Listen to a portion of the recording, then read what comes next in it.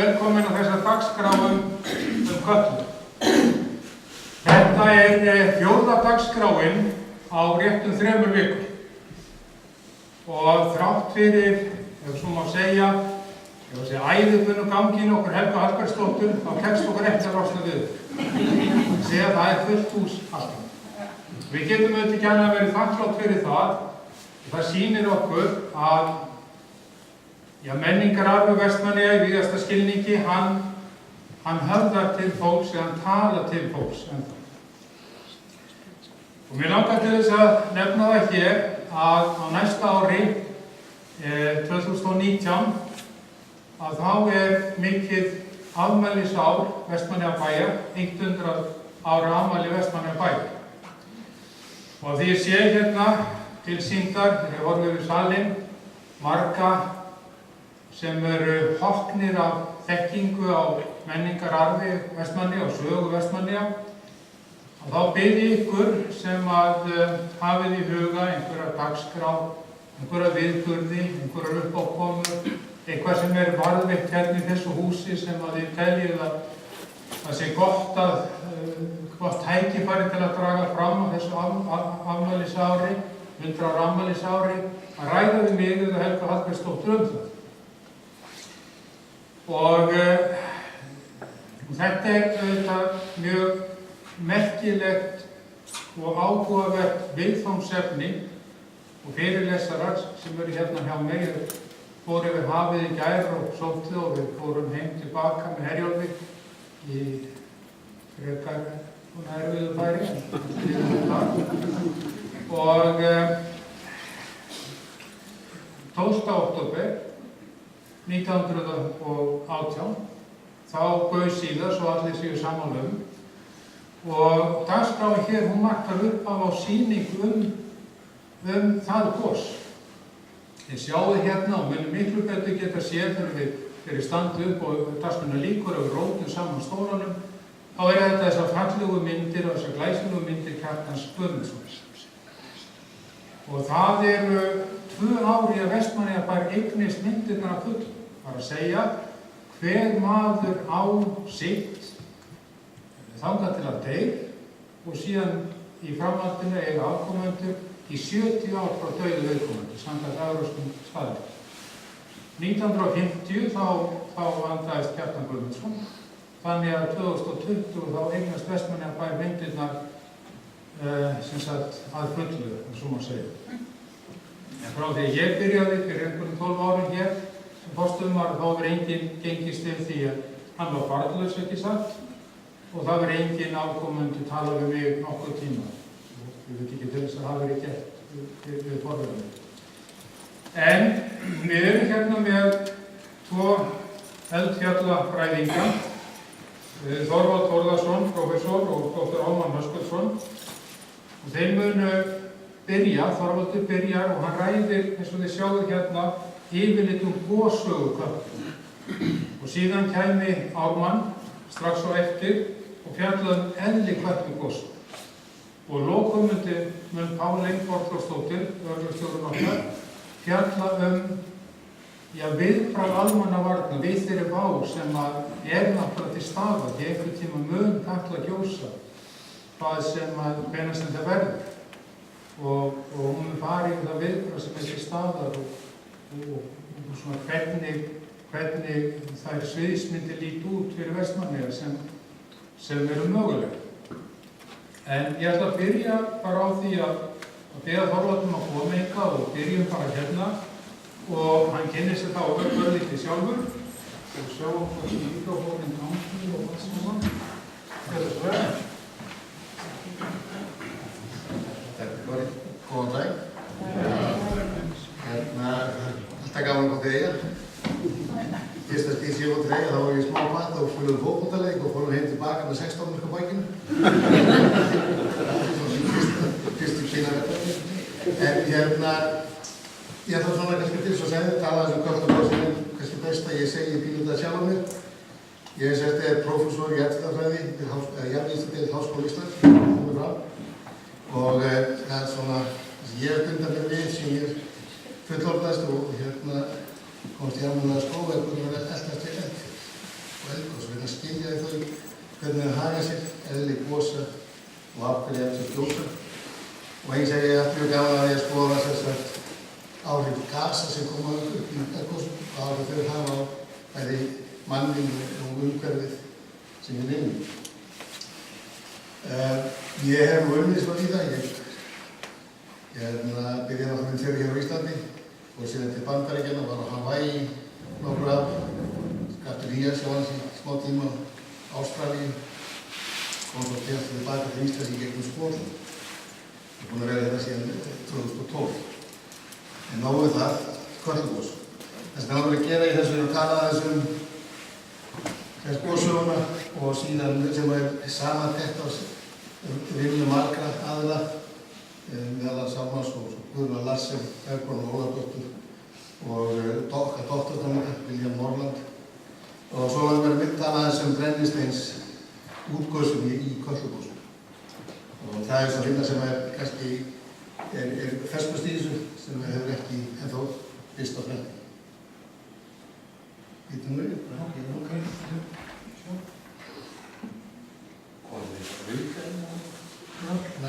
En þetta er bara að byrja þetta þá við vitum þetta, við erum náttúrulega á Eldfjallaeyju út í Miðjarðarhafi og í gegnum okkar eyju gengur gliðnunarbelti úthafsins, Atlantshafshryggurinn, og það er ástæða fyrir Hljómsvánar Belgos hérna og ástæða fyrir æstast stendur eins og ofalega eins og það gerir, eins og sæ, en hryggurinn gerir það ekki ef þessi möttustrókur sem situr eins og hauslaus sittandi köttur undir okkur.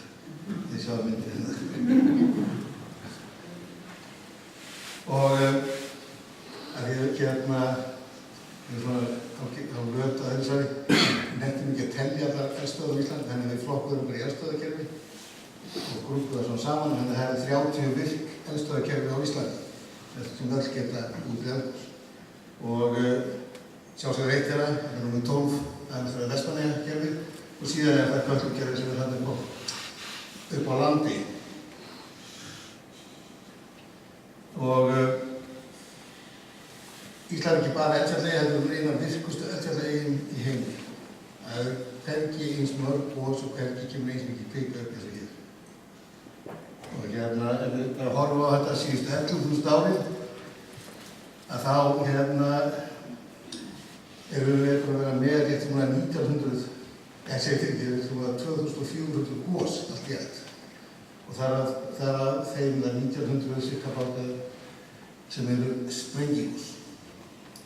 Og ef þið sjáum búið hans kort hérna upp í hægra horninu, að þá sjáum við að þetta sýnir sem gosbelti á Íslandi og það sem við litar svona fölgrænt, það er austurgosbelti og Vestmannaeyjakerfið og Kötlukerfið er í því.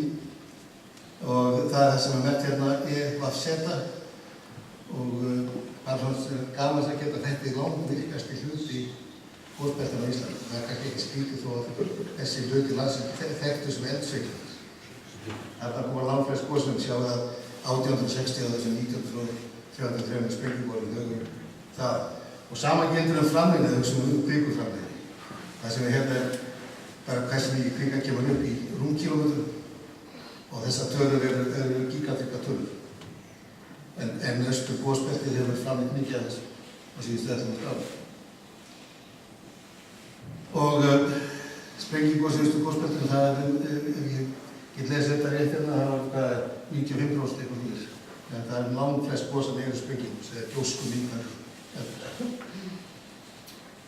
Þetta er Kötlukerfið og það liggur þarna frá Mýrdalsjökli og teygir sig sér í áttina Vatnajökli í norðaustri gossprungu Eldgjá og lengdin á þessu er rétt 100 km, 108 km, 530 og það sem að kerfið er grænist er 3 km.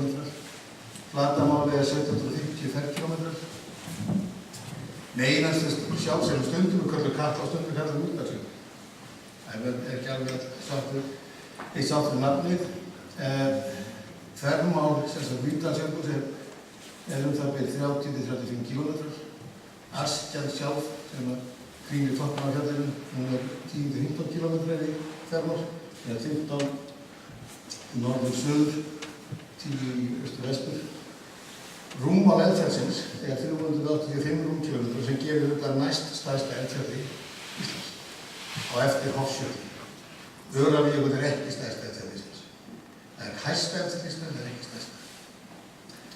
Og svo við sjáum þetta í lítið glugga til norðurs að mesta hæðin á Kötluöldveginn 1450 metrar. Og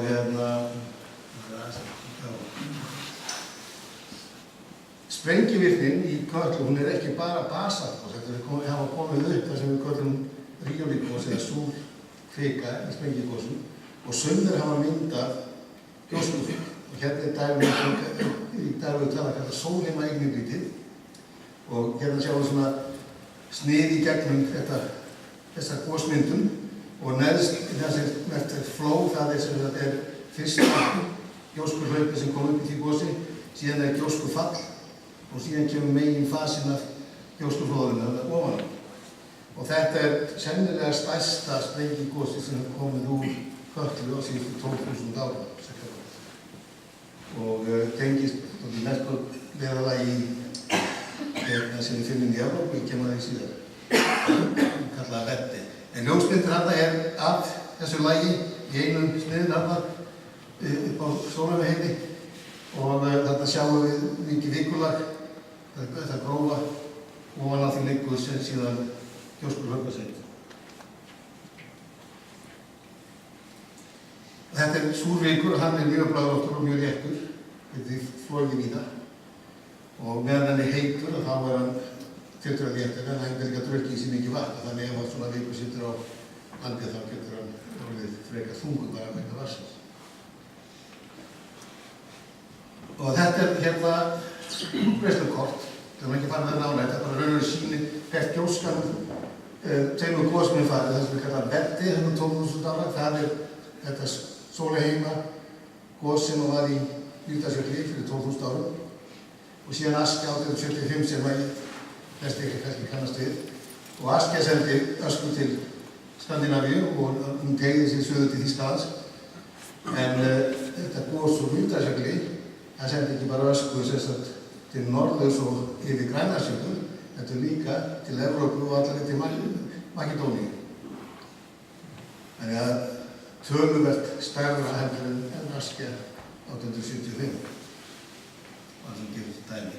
Og sennilega rúmmáli á þessu er svona samstarfið sem kom upp í Öræfajökli 1362. En við getum frekar að gossögu Kötlu og þá sögulegum tíma.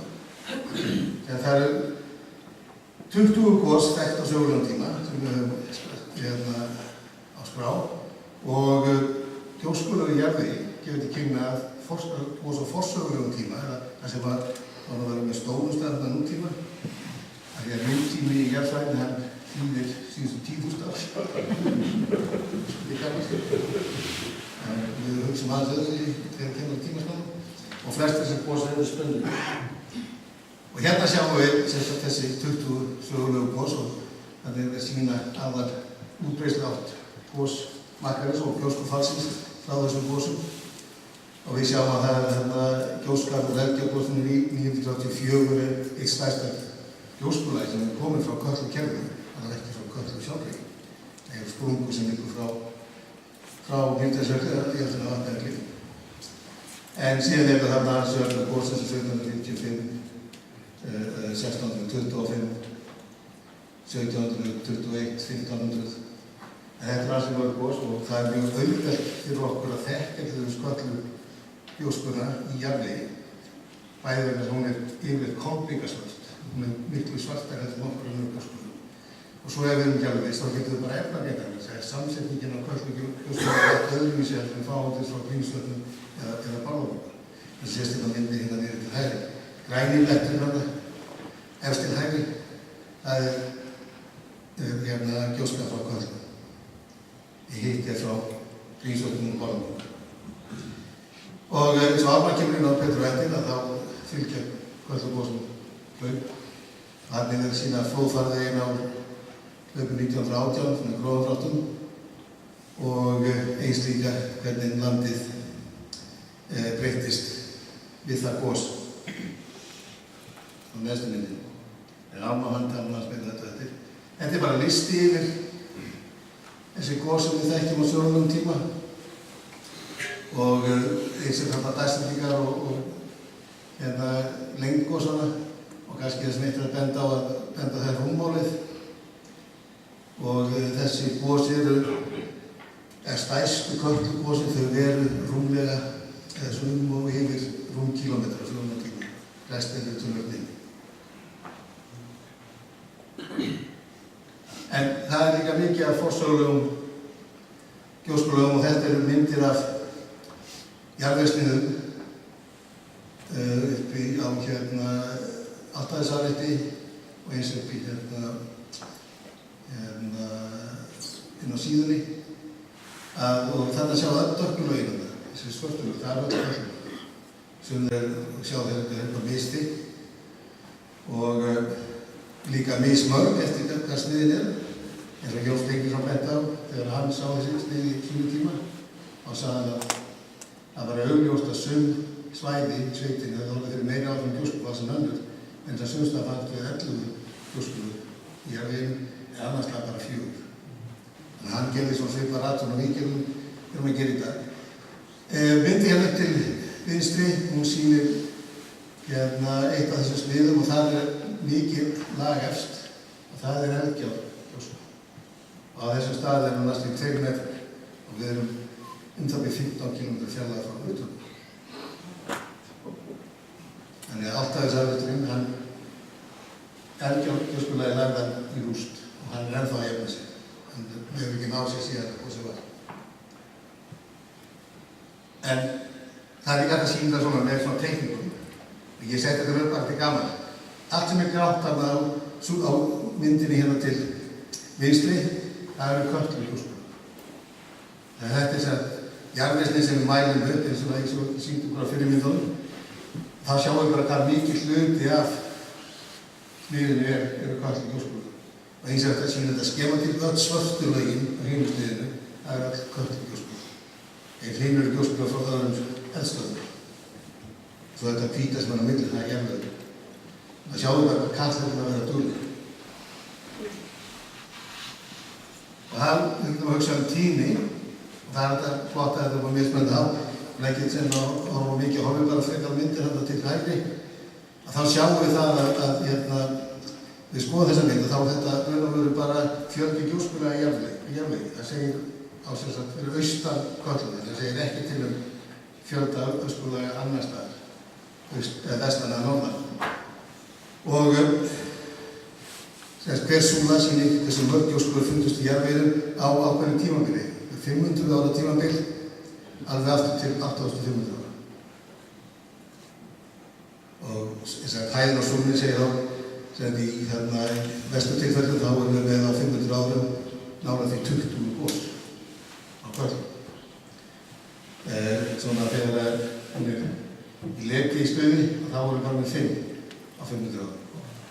Þannig að 1 gos á hvert 100 ár, en í vestu tilfellum þá erum við komin yfir 3 gos á öld. Þannig að Katla mjög duglegt eftir þetta. Og ég ætla bara að mínast aðeins líka á Eldgjár fyrir aðra sauma svona, með þetta allt saman. Eldgjárgosin 1934 til 1939, sem stærsta eldgos á Íslandi á sögulegum tíma. Þetta eldgosi sem sennilega stöðvaði landan á Íslandi.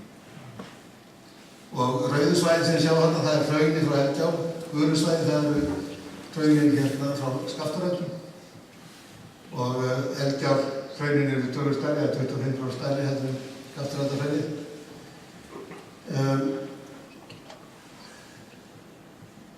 Þetta nú bara svona nafnagiftir þarna á sprungunni.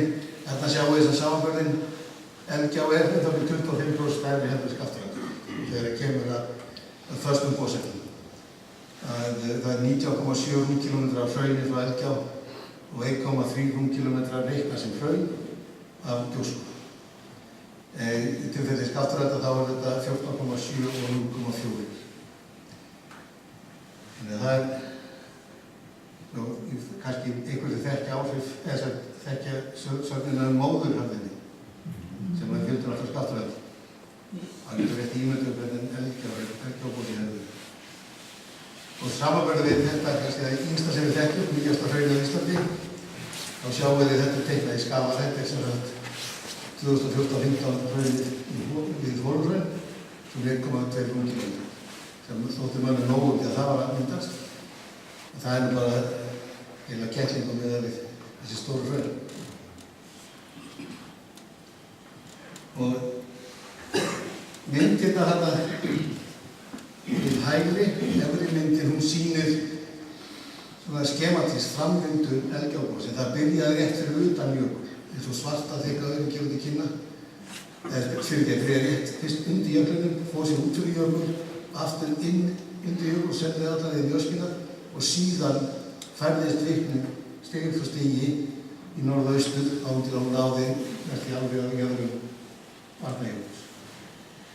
Þetta skeði í mörgum hrinum, það er 16 allt í allt og síðan neðra myndin, hún sýnir gjósku, þykktin á gjóskulæginu eins og við vorum massmeðvelta og þá sjáum við að rétt austan við Kötlu að það er gjóskulægi á bylinu 2-5 metrar þykkt. Það er sem til 8 þess afrétti og það er þess sem að þessi afréttur hefur verið í ströggla síðan. Það var að losa sig við alla þessi gjóska áður og byrjaði að sér aftur. En við vitum brennisteinsútgóðsinn og kannski byrja á því að tala það af hverju höfum við áhrif þessu, hvað er þessi skipti máli varðandi þetta brennistein, fyrir utan það hann alltaf bara neitra. Það er ekki gott að anda þess að sér, alltaf ekki ómikið mæli. Ég mæla það ekki með það. En brennisteinn þegar það kemur út í svona gósum eins og við höfum í Kötlu, það er svona basalt gós, lág í kísli, að þá er þetta yfir brennisteinsdíóxíð. Og brennisteinsdíóxíð það hvarfast við vatnsgufu í andrúmsloftinu og myndar þá brennisteinsvíra. Þetta eru litlar dropaagnir sem mynda móðuna, sem er tiltölulega þétt. Eins og við sjáum þarna á myndinni, dökka stíð, það er brennisteinsmóða frá Kílóauga til þetta á Hawaii. Tókum bestarlega frá það mynd lánaða. Og þessi móða er mjög þétt, þetta er bara eins og þoka. Og það oft talað hann sem þurra þoka. Vegna þess að það fellur ekkert úr henni. Það er ekkert rakir við það fær inn þessi þoka. En það sem hún gerir þessi móða þá, þegar hún alltaf kemur upp, hvarfast til landflóttir, síðan dreifast þessi agnir sem þokuský bara himminhvolfið og þetta skeiðum sem gósi á Feneyjum 1991 í aðtíðanlega Pinatubo og þá dreifðist þessi brennisteinsmóða um allar heim. Og þetta er þessi mynd sem þessar neðri myndir hérna, það eru teknar í hérna, hvað heitir það áttur? Nei, það er ekki hérna í geimnum. Geimskuðinni. Og fyrir myndir, hún er tekin 1944. Og þá sjáum við það er bara einn normal dansmál. En seinni myndin er tekin, þetta 91 og eftir gósið. Og þá sjáum við 2 dökk bönd upp í himminhvolfinu. Þetta er móða. Þetta hefur þessar útbreiðslur sem hann náði yfir bæði drefin. Og það sem hún gerir er að hún dregur inngeislun sólar til yfirborðs. Þannig að það kólnar á yfirborði. En það sem skeður líka á að móðan sjá hún drekkur í sig sólarorkuna og þá hitnar það lag andrúmsloft þess að móðan situr. Það er yfirleitt einhvers staðar á bilinu 10 til 30 km hæð. Og ef við fyrir að hita upp andrúmsloftið það, að þá breytur við hitastegnum til póls og viðbaugs og það fyrir að breyta loftstraum. Þannig að það er tvenns konar veðurfarsáhrif sem þetta hefur. Við getum valið kólnun, líka breytt hvernig loftstraumar flæða og þannig breytt veðurfarinu hjá okkur. Og oft á tíðum verður það þannig að loftstrauminu þarf að flæða meira frá pól af viðbaugu síðan aftur upp á pól, þannig að við fáum kaldar tungur sem tegir sér langt niður og heitar tungur sem tegir sér langt upp til skiptis. Svo er það mengunin. Þessi móða er alltaf þegar hún kemur niður í neðri hluta andrúmsloftsins, þá er það mengun. Það hefur valdið dauða. Skaftarættamóðan, hún valdið sem sagt líklega svona 100-200.000 manns í Evrópu. Það var 25% aukningu dauðsföllum.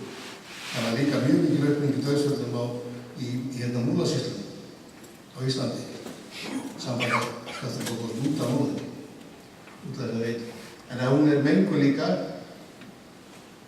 og þess vegna höfum við áhuga á það. Þetta bara myndir efri myndin eftir Krakatá-gosið af sólarlagi, en þegar móða í andrúmsloftinu fáum við þessi rauðglóandi sólarlag. Og síðan önnur mynd tekin eftir annar gos frá 1982 sem var í Mexíkó, sem myndið frá Madison í Wisconsin, tekin annan hóp og sýnir þessi rauðglóandi sólarlag. Það var skoða gamla lýsingar á sem sagt, bara sögulýsingar þegar við tala ástandi á himnabolunni þegar kemur til eldgos, þá er oft talað þessi. Og bara bæði rauða sól og rauðan himinn. En hvernig getum við nú allt í lagi, ef við erum með gos í dag, þá ekkert vandamál að fara og mæla þessa hluti. Við getum náða okkur í sín og mælt styrkir á brennisteininn, hvað mikið af brennisteininn þá út í andrúmsloftið. En það verra með gos sem eru í löngu liðin. Og þá notum við annað trix. Við förum í kviku sem kemur upp í gosi, hún hefur setið einhvers konar dýpi í skorpunni. Og þegar hún setur það, þá er hún komin inn í aðeins kaldara umhverfi en hún var í áður. Og þá fyrir hún að koma á kristall, eða storkna. Og þá myndar hún kristallar og stundum vaksa þessi kristallar utan vökvatrópa. Sem niður á dýpi, þetta er fyrirgos. Þannig að þeir loka þessa vökvatrópa inn í kristallum. Og síðan þegar gosi kemur, þá ber kvikan þessar kristallar þessu upp til yfirgos. Og þegar þessar miklu innlýstum sem við sjáum þarna næstu myndinni, sem stendur 2155, þá sjáum við brúna drópalaga innlýstum þar. Það er þessar innlýstum, eða bráðinnlýstum sem voru komið upp með kristallunum með kvikunni í gosinu, en segja okkur til við styrkurinn á brennisteini, eða samfélagin kvikunum var fyrirgos. Og það er eins og þessi talað 2155, parts per million, það getur ekki mála, þetta bara þessi, orðið bara á tölunum. Þess að er brennisteinsstyrkurinn í kvikunni. Síðan getum við mælt brennisteinsmagnið í vikurmólum sem eru búin að fara í gegnum gos og hafa afgasast í gosinu. Það storknar kvikan og það er talningi 455. Mismunum þessu tvennu segir hversu mikið fór út í andrúmsloftið. Þetta er bara að segja hvað mikið af þessu styrk fór út í andrúmsloftið. En þetta segir við ekki alveg sögum, við þurfum massa líka, að við vitum rúmmál á gosanum, þá getum við notað þessa tölur og reiknað út hvað mikið af brennisteini í kvikunni er að bera upp til yfirborðs, sem í þessu tilfelli heitir Eldgjárgosið, er 232 milljónir tonna af brennisteinsdíoxíði. Af því fer 219 miljón tonn upp í andrúmsloftið. Það er sem fer rúmkílómetri semst af kviku, eins og kom í Eldgjárgosinu sem er mjög svipuð kvikunni sem verið í Kötlu, kemur með 11-12 milljónir tonn af brennisteini og cirka bara 80% af því fer út í andrúmsloftið við eldgos. Þetta á við gos sem þegar er að gjósa á íslausu svæði, eins og Eldgjársbólurnar. En við veitum að öll Kötlugosin þau koma upp í gegnum jökul og það er vatn, þetta utanaðkomandi vatn að heilar ákveðna rullu í eldgosinu og nú spurning hversu rulla er, allavega varðandi brennisteinsútgos. Og eins og við sjáum þarna áðan, bara aðeins tilbaka, í skrifbót, þessi styrkur hann 2150 í innlýsunum og 445 í gjóskunni. Við getum plottað þetta upp svona líka aðeins, þannig að við erum með styrkinn, brennisteinsstyrkinn á neðri ásnum og svo, eða lóðrétt ásnum, þetta er ekki lárétt ásnum, en lóðrétt ásnum þar erum við fjölda mælingar og þá sjáum við að innlýsunar úr Eldgjárgosinu, þær eru sýndar í rauðu. Það er sem styrkun á kvikunni áður en kemur upp til yfirborðs áður en verður afgasast í eldgos. Og í tilfelli Eldgjárgosi þar sem var engin ís, þá það sem maður eftir á, það er sýnt í bláu, sem var þetta við 445 parskar meðaltali, og munurinn þarna á milli, hann gefur hversu mikið fór út. Síðan hefur mætt brennisteinsstyrkinn í gjósku frá Kötlugosum, ýmsum Kötlugosum. Og þá sjáum við að það er að fylla gapið alveg á milli, innlýsana, og hérna gjóskuna sem kom í Eldgjár, sem þýðir að Kötlugkvika, þegar hún er að gjósa, hún frýs að hluta til áður út í losa sér allan brennistein sem ætti að gera í eldgosi. En hún setur minna brennisteini út í andrúmsloftið heldur en svona maður myndi búast við í þannig að það var íslausvæði. Þarna kemur vatnið, sem það hraðkælir eða verður storkun á kvikunni áður en getur full afgasast. Það er vel að segja hann og ekki bara með það að hún gerir þetta hann giftir þessu upp að sögulegu gosin, Kötlugosin og síðan forsögulegu, sína mjög svipaða mynstur, þannig að það er ekki mun þar á og það sem kannski athyglisvert við þetta er hérna diagram hérna til neðst til vinstri, þess að Katla 1755 gosið þá, það hefur svipaða dreifingu í brennisteinis. Þannig að vatnið, þetta er ekkert sem ég vil að segja er það að þessi hegðun, hún er sem sagt skeður í einu gosi, þannig að eitt gos getur verið með hluta af bráðinu sem er að koma upp og hún frýs á og losnar við nokkur brennistein eða bara hluta brennistein sem það inniheldur, en sumt getur ekki rosalega sér næstu við allt, eins og lægstu gildin gefur til kynna hér. Þannig að það er því að þetta vatnið, það er ekki að hafa sömu áhrif á alla kvikusúlum sem er komið upp. En þegar við hugsum okkur upp svona kvikusúlum þar sem eldgosið er komið gegnum jökul og gegnum standandi vatn, þá virðist vatnið bara geta ná til hluta af súlunum sem er komið, bara yngri jarðarinnar. Það sem er inn í miðjum, í kjarnanum, það haga sér bara eins og það væri gos á þurru landi. Og það skýrir þessa dreifingu í hérna brennsteins gildunum. En ef við tökum bara meðaltalið, þá hérna segir þetta okkur að það er 35–50% af brennisteini sem er í kvikunni þegar við kemur upp til eldgos í Kötlu fer við í andrúmsloftið.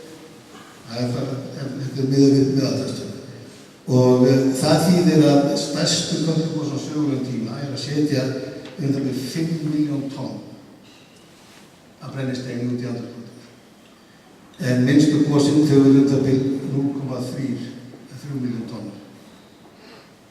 Og svo hætti þessu að hvað er það í samanburði við annað sem við getum hérna uppi til vinstri. Það er þessi tafla sem að fyrir glærinni sem sýnir hérna útgöðsun frá Kötlugosum á sögulegum tíma. Samanborið við gosið í Hólmshrauni 2014-15 að þá er ekkert af Kötlugosum að setja meiri brennistein út í andrúmsloftið heldur en það gos. Það setja það 7 milljón tonn af brennisteins og suðið í andrúmsloftið.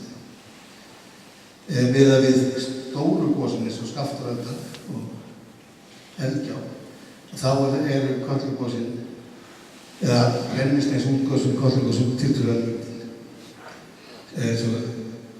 Skaftárelda sem er 100 milljón tonn af brennisteinsdíoxíð í andrúmsloftið og Eldgjá setti rúm 200 milljón tonn. Þannig að það er svona ekki sérstaklega líklegt að Kötlugosin hafi mjög víðtæk áhrif á andrúmsloftið eða valdi stórfelldri mengun af brennisteina. Þannig að taka þetta svona saman, 20 söguleg gos á 20 gos á sögulegum tíma og verið 300 á forsögulegum tíma. Rúm á meistara Kötlugosa eru minni en 2,7 rúmkilometrar þegar það reiknir sem nýfallin gjóska. Það er sem minna en 5 kílómetrar, það er eitthvað sem þétt berg. Gjóskufall frá Kötlu, ég kom eiginlega ekkert inn að þetta, en maður horfir á þessum öðrum útbreiðslu, það var það sem sýningjöfur, það tekur 500 ár fyrir Kötlu að dekkja landið. Það getur gert það í svona byrjum 5-10%. Ég sagði það á þetta Kötlukvikan, hún ber til 11-12 milljón tonna af brennisteini yfirborðs og í gosum frá henni þá fær minna 50% fyrir út í andrúmsloftið sem að samsvara 5 milljón tonnum af brennisteinsdíoxíði að minna og hugsanlegt að áhrif þessara brennisteinslosunar verður sem að í lágmarki, þannig að við þurfum ekki að hafa miklar áhyggjur svo sem af brennisteinsútgosum frá Kötlugosum. Takk fyrir.